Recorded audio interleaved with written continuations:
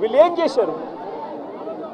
పైనుంచి నీళ్లు వస్తా ఉన్నా కూడా ఏమాత్రం కూడా లెక్క పెట్టకుండా నిర్లక్ష్య వైఖరితో కేవలం 300 క్యూసెక్లు మాత్రమే మొదలుపెట్టారు. ఇలా వదిలిపెడుతూ ఏకంగా 9వ తారీఖు వచ్చేసరికి రిజర్వాయర్లలో స్టోరేజ్ కెపాసిటీ పూర్తిగా నిండిపోయింది. స్టోరేజ్ కెపాసిటీ పూర్తిగా నింపేశారు. వదలాల్సింది పోయి, మెయింటైన్ చేయాల్సింది పోయి పూర్తిగా నింపేశారు.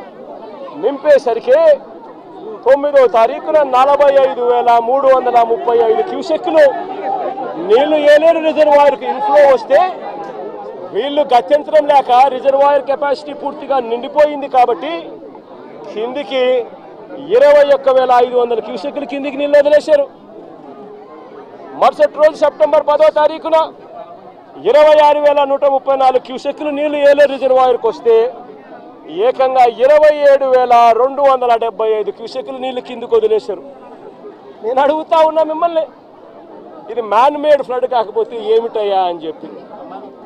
నేను చెప్పేటివన్నీ కూడా వాస్తవాలు. మీ ఏలేరు రిజర్వాయర్ నుంచి వచ్చిన డేటా ఇది. నిజంగా ఒక బాధ్యత లేని ప్రభుత్వం, ప్రజల పట్ల ఏమాత్రం కూడా మానవత్వం చూపని ప్రభుత్వం, వరదలు వస్తే కనీసం ఎలా హ్యాండిల్ చేయాలనో కూడా కనీసం ఇంకిత జ్ఞానం కూడా లేని ఈ ప్రభుత్వాన్ని ఏమనాలి అని చెప్పి మీరే ఆలోచన చేయమని నేను కోరుతా ఉన్నా. ఇంకొక విషయం కూడా చెప్పదలుచుకున్నా. ఇదే మనిషి చంద్రబాబు నాయుడు గారు అబద్ధాలు చెప్పడంలో గోబెల్స్కు చంద్రబాబు నాయుడు గారు ఏకంగా తమ్ముడు వరుస అవుతాడు. గోబెల్స్కు చంద్రబాబు నాయుడు తమ్ముడు వరుస అవుతాడు. అబద్ధాలు చెప్పడంలో చంద్రబాబు నాయుడు గారి పరిస్థితి, కెపాసిటీ ఏమిటి అని అంటే అబద్ధాలను తాను మ్యానుఫ్యాక్చర్ చేయగలుగుతాడు, చేయడంలో దిట్ట.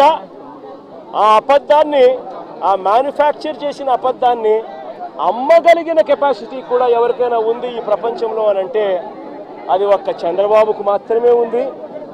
ఆ చంద్రబాబుకు వంతపాడే ఆ ఈనాడు, ఆ ఆంధ్రజ్యోతి, ఆ TV5 వీళ్ళకు మాత్రమే అటువంటి దుర్మార్గమైన కెపాసిటీస్ ఉన్నాయి. ఎందుకు ఈ విషయం చెప్తా ఉన్నానంటే ఇవన్నీ కూడా నేను చెప్పినట్టు వాస్తవం. ఒకవైపున ఈ వాస్తవం ఉంటే ఏలేరు ఆధునీకరణ గురించి చంద్రబాబు నాయుడు గారు మరో చక్కటి అబద్ధం ఆడాడు.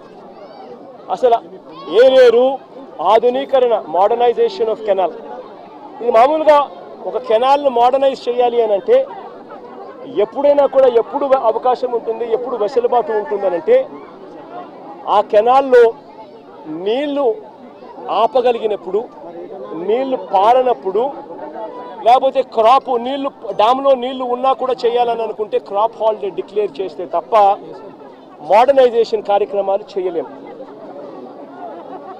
2008 నుంచి ఏలేరు మోడర్నైజేషన్ కార్యక్రమం జరుగుతూనే ఉంది. కొత్తగా చంద్రబాబు నాయుడు గారు చేసేది ఏమీ లేదు, చేసింది లేదు.